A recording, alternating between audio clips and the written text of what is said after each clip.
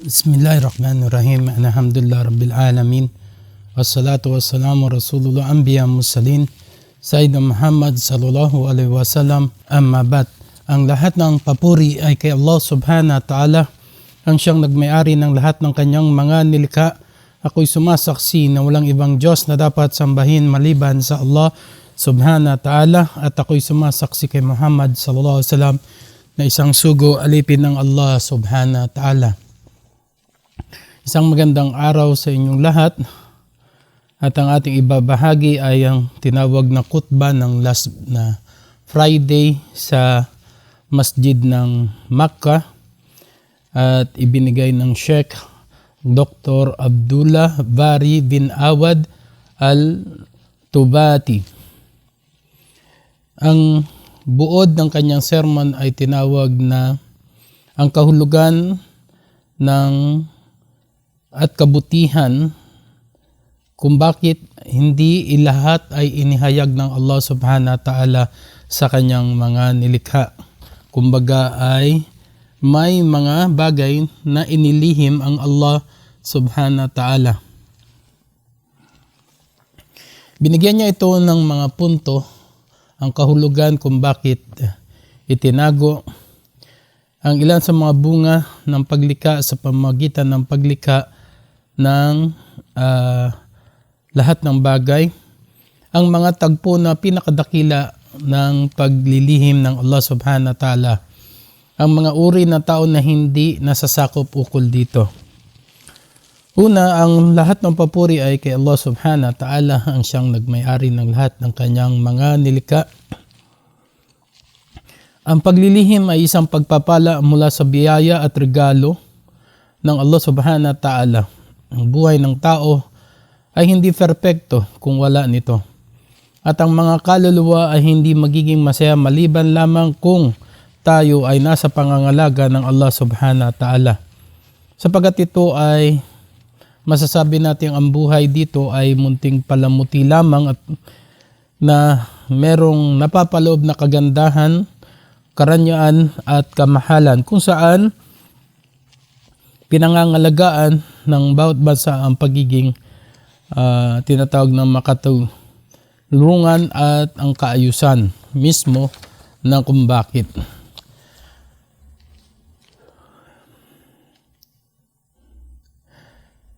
O mga mananampalataya ng Allah subhanahu wa ta'ala, gumawa lahat ng bagay ay napapasok sa tinatawag nating tadhana, na siyang naggawad ng mga paglikha at pagpapala ng pagpupuri kay Allah subhanahu wa ta'ala, kaluwalhatian at pasasalamat sa Kanya.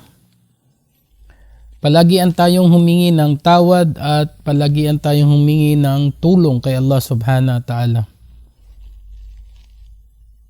Ako ay sumasaksi na walang ibang Diyos na dapat sambahin maliban sa Allah, at ako'y sumasaksi kay Muhammad na isang sugo alipin ng Allah na kanyang pinadala sa sangkatauhan, at binigyan ng pangako at binigyan din ng paalala sa lahat ng mga susunod at mga tagasunod at ang huling mga susunod sa huling henerasyon ng tao.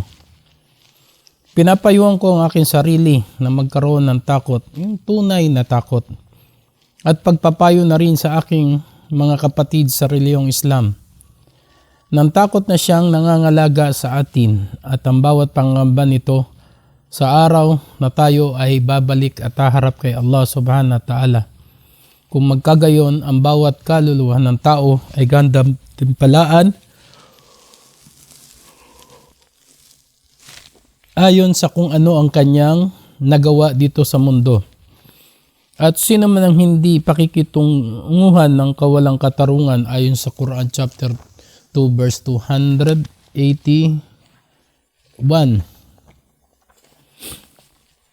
O nasyon ng mga mananampalataya, ang bagay na di inihayag ay isang biyaya at gantimpalang regalo din sa atin ng Allah subhanahu wa ta'ala.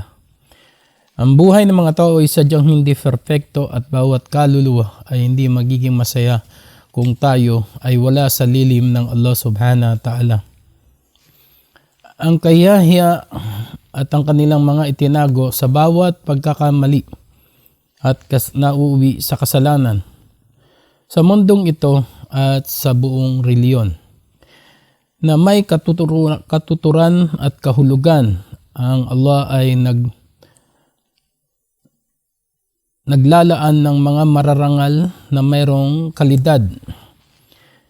Ang propeta sallallahu alaihi wasallam ay sabi, ang buhay at ang mga ligid o itinago at maging malumanay at mahinhin ang siyang magiging isa sa mga paraan ng ugali ng mananampalataya. Na sila'y magsisikap na maging isang tagasunod ng Allah subhanahu wa ta'ala at hindi palasaway sa kanyang mga lumikha.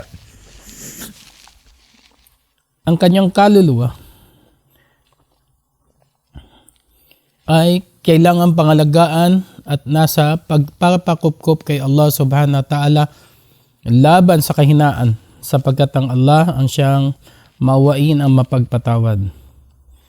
O aking mga alipin na nagkasala laban sa kanilang sarili sa pamagitan ng paggawa ng masasamang asal at tinatawag na ugali, huwag kayong mawalan ng pag-asa sa habag mismo ng Allah subhanahu wa ta'ala, sapagkat katotohanan ang Allah ay nagpapatawad ng kasalanan maliban sa tinatawag ng pagtatambal.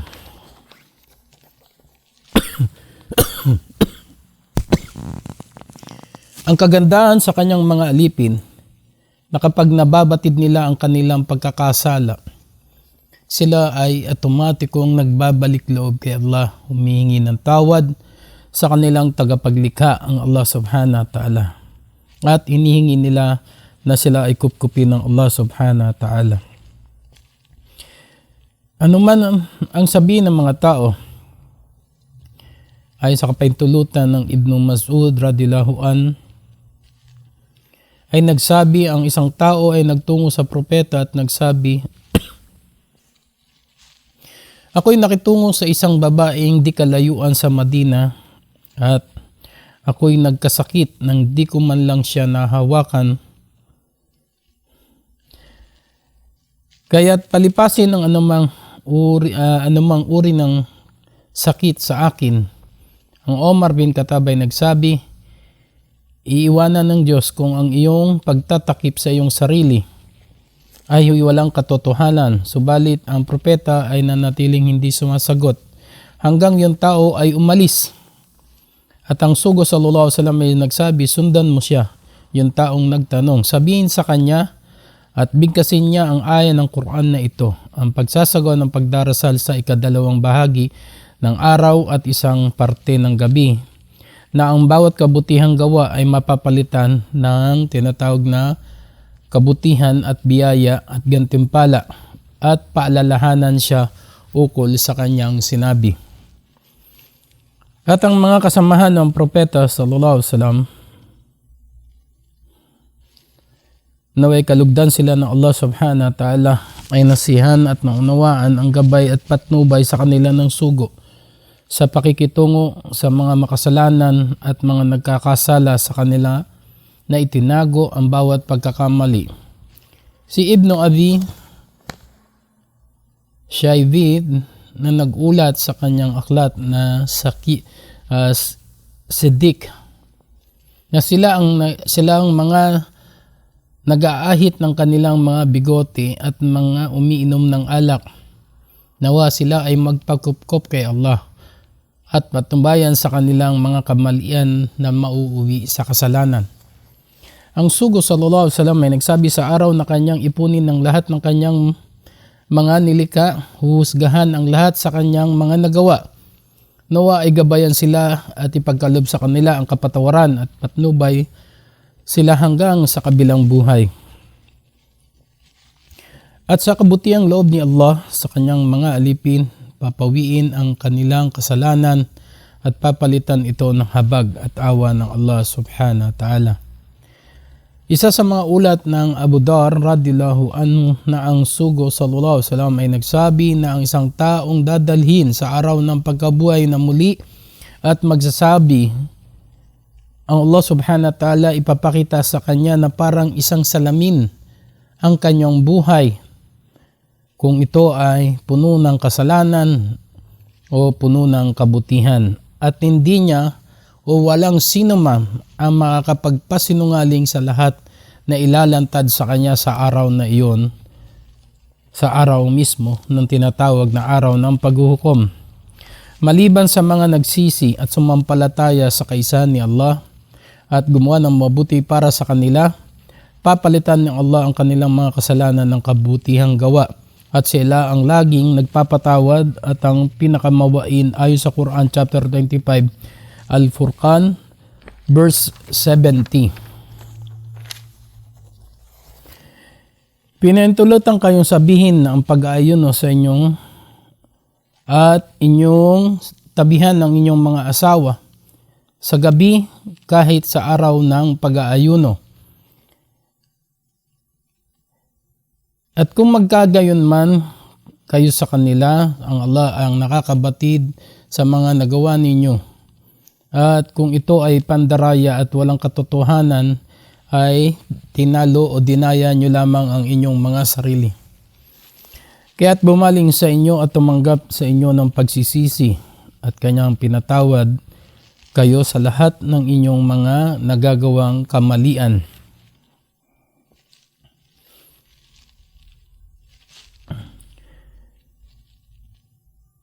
Ang Allah subhanahu wa ta'ala sa inyong mga supling at kumain at uminom kayo ng maayos hanggang sa dumating yung tinatawag na puting hibla ng madaling araw o yung paghinto na kung saan ay ipinag-utos na naman ang pag-aayuno.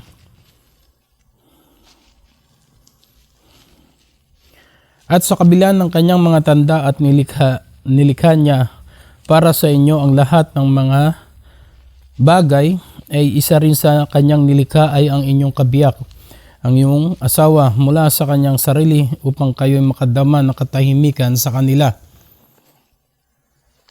At inilagay niya sa inyong puso ang pag-ibig at awa sa isa't isa. Katotohanan, narito ang mga tanda ng mga tao na may matimtimang pag-uunawa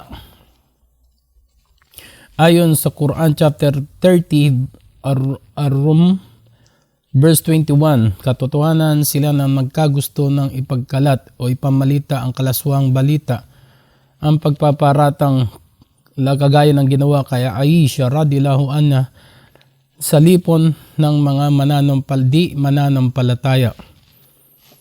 Sa kanila ang pinakasakit na masakit na parusa sa mundong ito at sa kabilang buhay.